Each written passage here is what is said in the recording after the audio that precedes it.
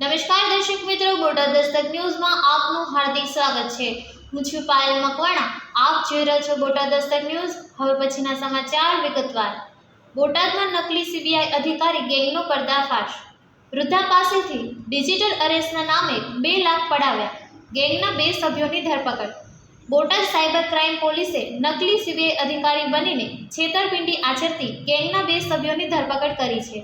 આરોપીઓએ એક વૃદ્ધ મહિલાને નિશાન બનાવી હતી। તેમણે મહિલાને ગંભીર ગુનામાં સંડોવણીની ધમકી આપી હતી।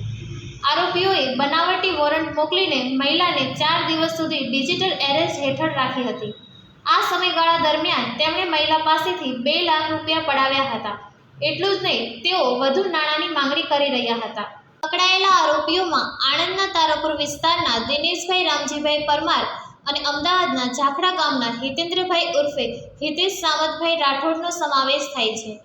ભાવનગર વિભાગના આઈજીપી ગૌતમ પરમાર અને બોટાદના એસપી કિશોર બળોલિયાના માર્ગદર્શન હેઠળ Botad cyber crime PI JG Chaudhary અને ટીમે આ કાર્યવાહી હાથ ધરવામાં આવી હતી।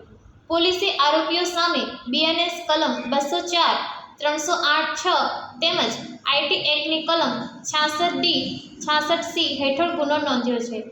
સૌજન્ય દિવ્ય ભાસ્કર, બોટાદ દસ્તક ન્યૂઝ, પાયલ મકવાણા, બોટાદ।